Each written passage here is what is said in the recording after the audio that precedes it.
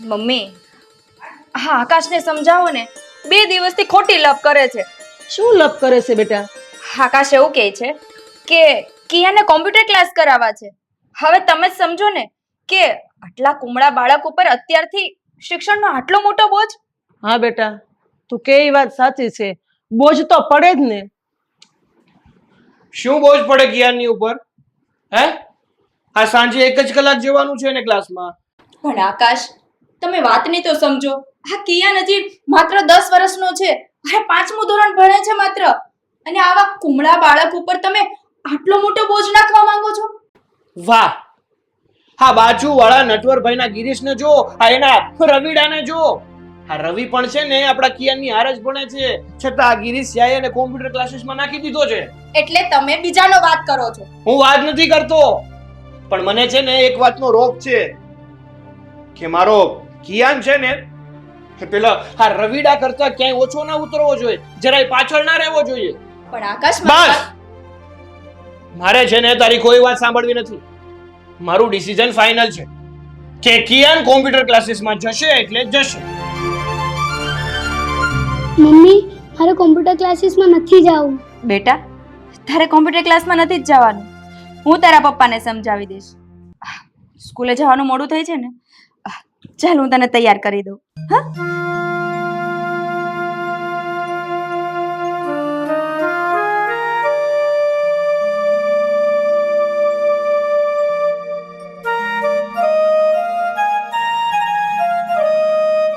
જય શ્રી કૃષ્ણ મમ્મી. જય શ્રી કૃષ્ણ બેટા. આવી ગયો? હા, નીતા અને કિયાન દેખાતા નથી, તો બહાર ગયા છે. હા બેટા, એ માં દીકરો માર્કેટમાં ગયા છે. પણ તું થાકીને આવ્યો લાગે છે, પાણી લઈ આવું તારા માટે? ના ના મમ્મી, મારે પાણી નથી પીવું. બેટા, હું તને એક વાત કહું. હા બોલો ને, શું વાત કરવી છે? છોડ નાનો હોય ને ત્યારે ઉપર જે કુમળા ફૂલો ઉગે છે ને, એ ઝાડ સહન કરી શકે છે એનો ભાર. પણ જો એ જ ફૂલની જગ્યાએ તરબૂચ ઉગે ને, તો એ છોડ સહન નથી કરી શકતો. મમ્મી, તમે શું કહેવા માંગો છો ને એ મને ખબર પડે છે. તમે એમ જ કહેવા માંગો છો ને કે આ કિયાન એક જ સાથે 2 વર્ગોનો અભ્યાસ નહીં સહન કરી શકે? એમ જ કહેવા માંગો છો ને તમે? હા બેટા, હું એમ જ કહેવા માંગુ છું, અને તું એ વાત સમજી પણ ગયો. બેટા, કિયાન હજી નાનો છે અને એનું મગજ એટલું બધું વિકસિત ન હોય. મમ્મી, હું તમને એક વાત કહું, સાંભળો. આપણો કિયાન અત્યારે 5મા ધોરણમાં છે ને, એને ટોટલ કેટલા સબ્જેક્ટ આવે છે? 7. માની લો કે એને કોમ્પ્યુટર વિષય પણ આવતો હોય તો ટોટલ કેટલા વિષય થાત? 8 થાત ને. તો તમે એવું જ માની લો ને કે આ કિયાનને કોમ્પ્યુટર વિષય એના સબ્જેક્ટમાં જ આવે છે. પણ બેટા, માની લેવામાં ને હોવામાં ઘણો ફરક હોય છે. જો માની જ લેવાથી વાત સરળ બનતી હોત ને તો આ થાત જ નહીં. તમે છે ને મારી વાત નહીં સમજો. બેસો તમે, હું આ બાજુવાળા નટવર કાકાને લઈને આવું છું, પછી જ તમને કઈ ખબર પડશે. મારે કોઈને બોલાવવા નથી. છાવનો મોનો બેસ આયા. તો પછી મારે તમને સમજાવવા કઈ રીતે? તમે બેસો, હું હમણાં નટવર કાકાને લઈને આવું છું. આ છોકરો છે ને ધરાહાર માનવામાં નથી આવતો. એનું ધાર્યું જ કરવા વાળો છે, અને કરશે ને ત્યારે જ નિરાશ થશે એને.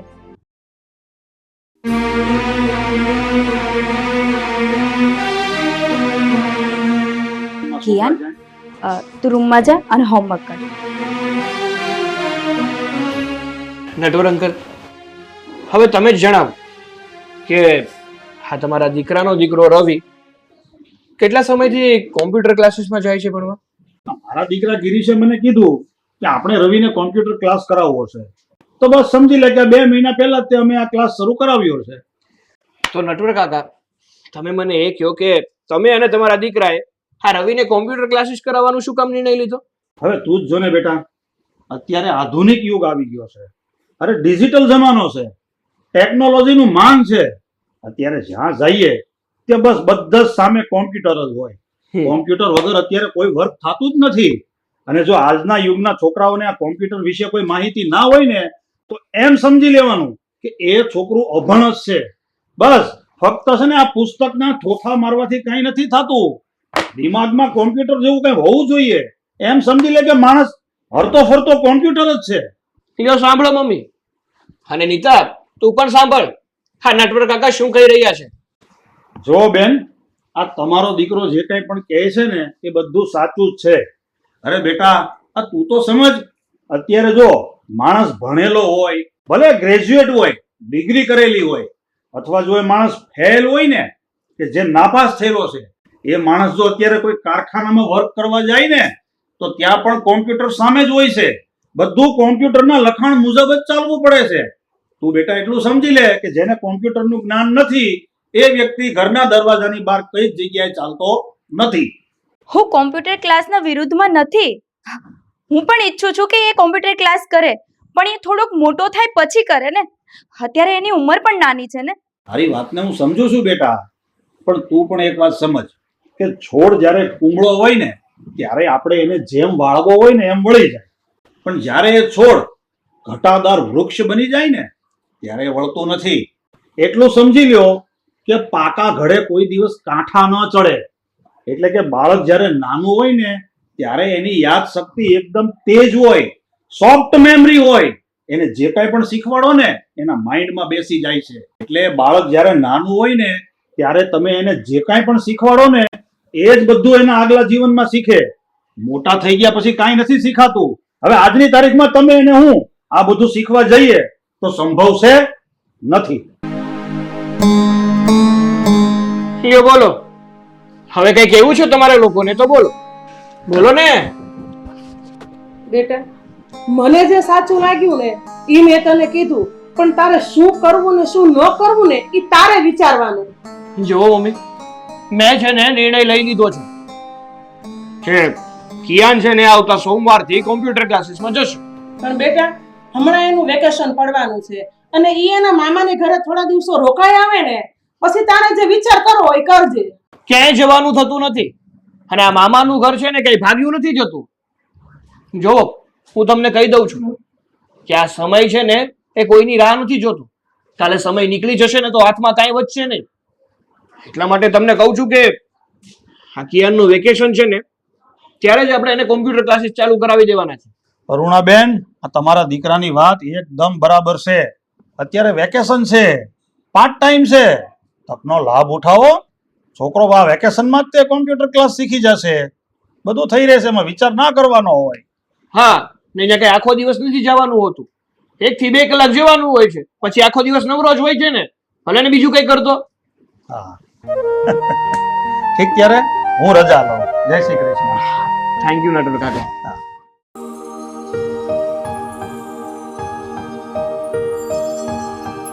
જય શ્રી કૃષ્ણ મમ્મી. જય શ્રી કૃષ્ણ બેટા. કેમ બેટા, આજે ઓફિસે નથી ગયો? નથી જવાનું કે શું?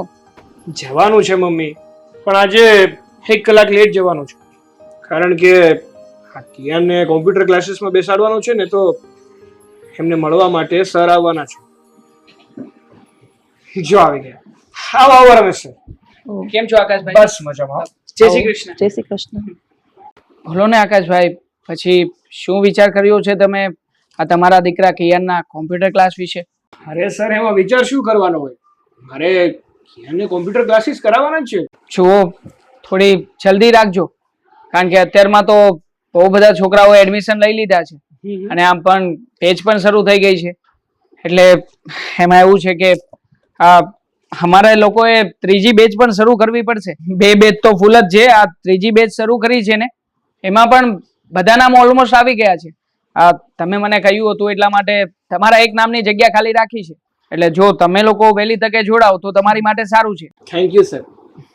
જોયું મમ્મી, જોયું, આ ક્લાસ ફૂલ થવા માંડ્યા છે અને તમે કિયાનને કોમ્પ્યુટર ક્લાસીસ કરવાની ના પાડો છો. ખરા છો તમે. હા, બાકી અત્યારમાં તો આનો જમાનો છે. આ છોકરાઓ વેકેશનમાં બહાર આઉટડોરની એક્ટિવિટી તો કરી નથી શકતા, તો સારું કહેવાય ને કે કોમ્પ્યુટર ક્લાસ કરે. હું પણ એ જ કહેવા માંગુ છું સર, પણ આ લોકો સમજે તો ને. હવે એ બધું જવા દો. હું શું કહું છું તમને, હા, તમારા કોમ્પ્યુટર ક્લાસીસની મહિનાની ફી કેટલી છે? જુઓ, આમાં છે ને અલગ અલગ રીતના હોય છે. બેઝિક કોર્સ છે એના માટે બાળકે અઠવાડિયામાં 2 જ દિવસ આવવાનું હોય છે, જેની ફી સાવ નોમિનલ છે. 4,000 રૂપિયા. અને એક એડવાન્સ ક્લાસ પણ હોય છે. હવે એડવાન્સ ક્લાસમાં બાળકને બેઝિક થી લઈને એડવાન્સ સુધીનું બધું નોલેજ આપવાનું હોય, એટલે અઠવાડિયામાં 5 દિવસ આવવું પડશે. એની ફી છે 8,000 રૂપિયા. પછી જેવી તમારી કેપેસિટી તમે નક્કી કરીને જણાવી શકો. અરે નાના જો હું તમને શું કહું છું, અમારે છે ને મારા છોકરાને એડવાન્સ ક્લાસનું જ કરાવવાનું છે. એટલે ભલે અઠવાડિયામાં 5 દિવસ આવવું પડે, પૈસાનું એડજસ્ટ તો હું કરી લઈશ, પણ મને છે ને મારો છોકરો આ સોસાયટીમાં અને આખી સ્કૂલમાં ફર્સ્ટ જોઈએ. અરે આવે જ ને, કેમ ના આવે? આ તમે એડવાન્સ જો વિચારી રહ્યા છો, આ તમારા છોકરા માટે તમે એડવાન્સ વિચારો છો, તો તમારો છોકરો પણ એડવાન્સ જ થશે. હા, તો તમે કેટલા દિવસનું કરો છો? મારા ખ્યાલથી તમે આ 20 દિવસ વાળું પેકેજ બુક કરાવી લો, અને પેલા તો 3 દિવસ એને ટ્રાય માટે મોકલજો. મતલબ અમે લોકો ચેક કરી લઈએ કે એનું માઇન્ડ ક્યાં સુધીનું છે. પછી ઓફિસે આવજો, આપણે ઓફિસે બધી પ્રોસિજર પતાવી લઈશું.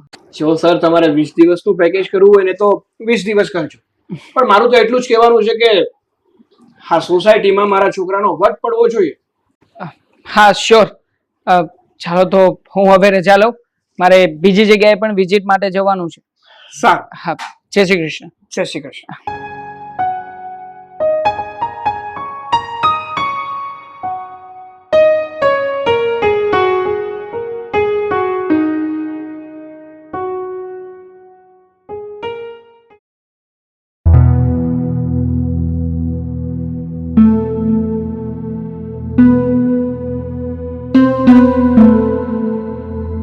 રાતના 11 વાગ્યા, કિયાન નથી દેખાતો. આ ક્યાં ગયો હશે?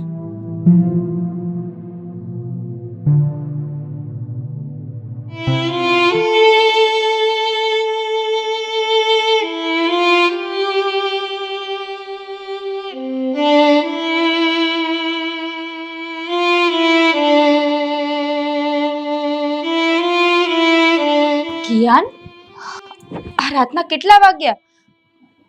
ચાલ, સુઈ નથી જવું? મમ્મી, મારે કાલે સ્કૂલમાં હોમવર્ક દેવાનું છે. હું કેવી રીતે સૂવું? 6 વાગ્યાનો હોમવર્ક કરે છે. આ જો તો ખરા, હા 11 વાગ્યા, હજુ હોમવર્ક નથી પત્યું તારું.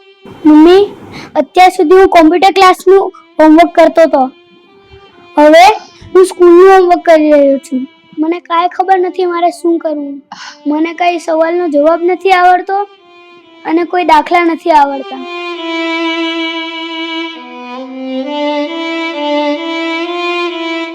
બિચારા આવડા છોકરા માથે એના બાપે કેટલો બોજ નાખી દીધો છે. આ કોમ્પ્યુટરની લતમાં એનું સ્કૂલનું ને ભણવાનું બધું બગડી રહ્યું છે. પણ એના બાપને કોણ સમજાવે? કિયાન, હોમવર્ક નથી કરવું, ચાલ ચાલ, જોઈએ સુઈ જા. મમ્મી, હું હોમવર્ક નહીં કરું ને તો મારા મેડમ મને મારશે. કાલે હું તારા સ્કૂલે આવીશ અને તારા ટીચરને કહી દઈશ કે કિયાનને મજા નહોતી ને એટલે હોમવર્ક નથી કર્યું.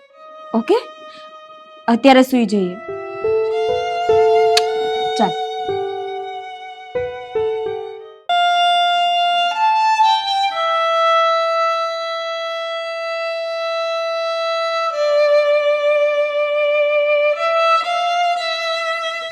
બેટા, આકાશ ગયો ઓફિસે? હા મમ્મી, આકાશ ઓફિસે ચાલ્યા ગયા છે. ને કિયાન સ્કૂલે ગયો કે? હા, કિયાન પણ સ્કૂલે જતો રહ્યો છે. બેટા, તારું મોં કેમ પડી ગયેલું છે? શું થયું છે? મમ્મી, હા, કિયાનની માનસિક પરિસ્થિતિ દિવસે ને દિવસે બગડતી જતી હોય ને એવું લાગે છે. જેવો એ પહેલા હતો ને એવો અત્યારે રહ્યો નથી. શું થયું છે કિયાનને? એ તો કે મને. તમને તો ખબર જ છે, કિયાન પહેલા ભણવામાં કેટલો હોશિયાર હતો. અરે સ્કૂલમાં જે પણ વસ્તુ શીખવાડે ને એકદમ માઇન્ડમાં કેચઅપ કરી લેતો હતો. એક વારમાં બધી વસ્તુ યાદ રહી જતી હતી. પણ આ જ્યારથી એના કોમ્પ્યુટર ક્લાસ ચાલુ કરાવ્યા છે ને ત્યારથી હું જોઉં છું કોઈ વસ્તુ એને યાદ જ નથી રહેતી. કેટલી વાર યાદ અપાવીએ ને ત્યારે તો માંડ એને યાદ આવે છે. અત્યારે તો ચલાવી લઈએ, પણ જ્યારે એક્ઝામ આવશે ત્યારે એને કોણ યાદ અપાવશે? એટલે તો હું આકાશને સમજાવતી હતી કે આવા કુમળા મગજ ઉપર આટલું બધું બોજ ન દેવાય, પણ મારી વાતને માને કોણ? મમ્મી, સાચું કહું ને તો તમે જોજો, આનું પરિણામ સારું નહીં આવે. આ કિયાન કોમ્પ્યુટર ક્લાસમાં પણ ધ્યાન નહીં આપી શકે અને એની સ્ટડીમાં પણ વીક થતો જાય છે. તું જો આકાશ હમણાં આવે ને એટલે એની વાત કરું છું અને એને રિમાન્ડ લઉં છું કે તું આટલું બધું એને પ્રેશર હું કામ કરે છે ભણવામાં. મમ્મી રેવા દ્યો ને. આકાશ અત્યારે તમારી કે મારી કોઈ વાતથી નહીં માને. જ્યારે ગંભીર પરિણામ આવશે ને ત્યારે જ માનશે.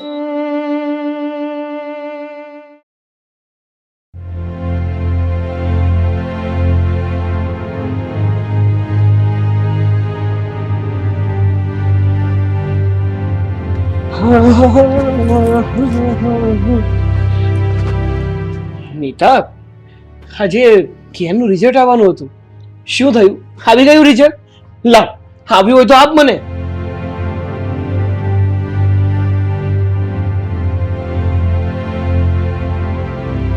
હા હા.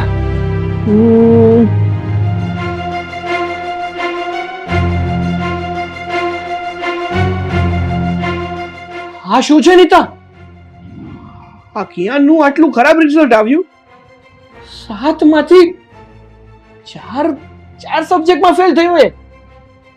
હા, કિયાન નાપાસ થયો છે અને એના જવાબદાર તમે જ છો.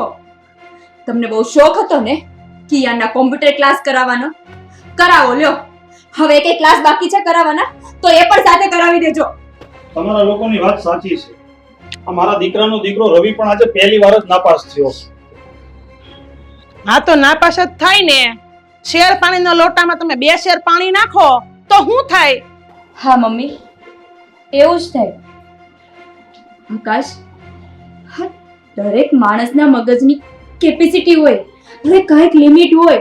અને આપણો કિયાન તો એક નાનકડું આમ ફૂમડું બાળક છે. એનું મગજ કોમળ હોય. એના મગજ ઉપર તમે આમ બધો બોજ નાખી દો તો કઈ રીતે સહન કરે? આપણો કિયાન બિચારો સવારના 8 વાગ્યાથી લઈને રાતના 10 વાગ્યા સુધી આમ ચોપડાથી કેમ બંધાયેલો હોય એવી રીતે બંધાઈ જતો. મારા ઊંચું માથું કરીને પણ ના જોતો, ચોપડામાં જ માથું ઘુસાડીને બેસી રહેતો.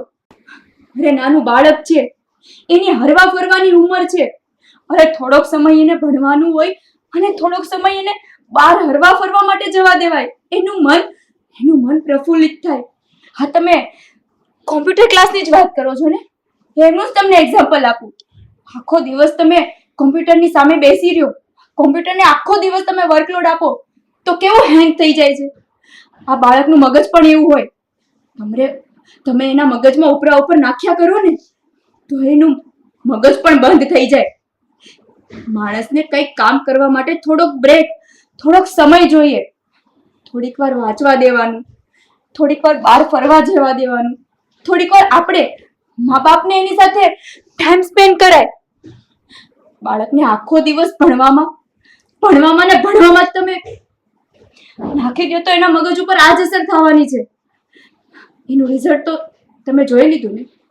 આ એક નહીં, દુનિયાના ગમે મા બાપ એવું ઈચ્છતા હોય કે છોકરાને વેકેશન છે તો વેકેશનમાં આપણે આ ક્લાસ કરાવીશું. મા બાપ વિશે એ સારું વિચારે છે પણ એ છોકરા વિશે નથી સારું વિચારતા. કારણ કે આપણે ઈચ્છીએ છીએ કે આપણો છોકરો બધાથી આગળ નીકળે. પણ બધા છોકરાના મગજ સરખા નથી હોતા. બધા છોકરા પાવરફુલ નથી હોતા. હું એમ નથી કહેતી કે આપણો કિયાન ભણવામાં હોશિયાર નથી. દર વર્ષે 99% જ આવે છે. પણ આ વર્ષે શું કામ નથી આવ્યું? આ વર્ષે શું કામ ફેલ થયો? કારણ કે જે એનું મગજ જે કામનું કેચઅપ નથી કરતું એ બોજ તમે એના ઉપર નાખી દીધો છે. દરેક મા બાપને સમજવા જેવી બાબત છે કે જે બાળક જેટલું વસ્તુ કેચઅપ કરે ને એને એટલું જ આપો. જે થાળીમાં જેટલું પીરસાતું હોય ને એટલું જ પીરસાય. વધારે પીરસવાની કોશિશ ના કરે. બસ બેટા, શાંત થઈ જા. હા નીતા, જે અત્યારે જે પણ કાંઈ કીધું ને એ એકદમ સાચું કીધું. અત્યારના મા બાપ એવું વિચારે છે કે એ જે બની નથી શક્યા ને એના બાળકને એ બનાવવું છે. પણ આ બધી વાતમાં એ ભૂલી જાય છે કે એના બાળકને શું કરવું છે, એના બાળકને કઈ પ્રવૃત્તિમાં મજા આવે છે, શું બનવું છે, શું કરી બતાવવું છે. મા બાપ તો એવું જ વિચારે છે કે હું આ નથી બની શક્યો ને તો હું મારા બાળકને હા બનાવીશ, મારા બાળક થકી હું મારું સપનું પૂરું કરીશ. પણ હકીકતમાં બાળકને એ પ્રવૃત્તિમાં રસ જ નથી હોતો, એને તો કઈ બીજું કરવું પડશે. જો મા બાપ એ સમજીને બાળકની પસંદગી મુજબ એની પસંદગીની પ્રવૃત્તિ કરાવે ને તો બાળક આગળ પણ વધે છે અને આગળ જઈને મા બાપનું નામ પણ રોશન કરે છે. આજે આ વાત મને સમજાઈ ગઈ છે. હા તો આ વાત હું તમને 4 મહિનાથી સમજાવું છું, ત્યારે નહોતી સમજાતી. અરે મેં કીધું એમ કે મારા મગજમાં પણ આ બધા માવતરની જેમ ઘૂસું ભરાણું હતું કે મારું બાળક કદાચ આ દુનિયામાં પાછળ ના રહી જાય. જે હું નથી કરી શક્યો એ કદાચ મારું બાળક પણ નહીં કરી શકે. હું ભલે અટવાણો છું પણ મોટું થઈને મારું બાળક ના અટવાવું છે. બસ આ ભાવનાને કારણે જ અત્યારે મેં કિયાન ઉપર આ દબાણ કર્યું હતું અને શીખવવાની કોશિશ કરી હતી. અને બીજાના વાદે ચડ્યા હતા. બસ હવે રહેવા દે ને બેટા, હવે આવી નોકઝોક કરીને તો કઈ ફાયદો છે નહીં. નીતા, કિયાન ક્યાં છે? શું તો છે? બોલાવને જરા બહાર.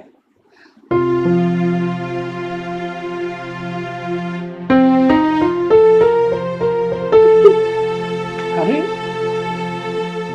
કિયાન, શું કામ રડે છે? ચાલો રહી જા. જો મારી વાત સાંભળ, ભલે ને નાપાસ થયો આ વખતે, પણ આવતી એક્ઝામમાં જરૂર પાસ થઈ. સાચું કહું ને તો બેટા મારી જ ભૂલ હતી કે મેં તને કોમ્પ્યુટર ક્લાસીસ કરવા માટે જીદ કરી.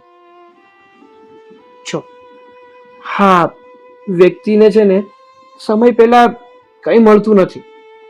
એના યોગ્ય સમયે જો યોગ્ય વસ્તુ કરવામાં આવે ને તો એ આપમેળે વસ્તુ થઈ જતી હોય.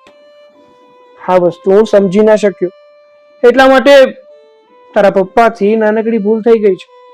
માફ નહીં કરે તું એને? અને આમ જો રડવાનું નથી. મારો દીકરો છે ને પપ્પા કે એવું જ બધું કરે છે ને તો આવતી વખતે એક્ઝામમાં પૂરી મહેનત કરજો અને પાસ થઈને બતાવજો. ચોકલેટ ખાવી છે? હમણાં છીએ. ઓકે?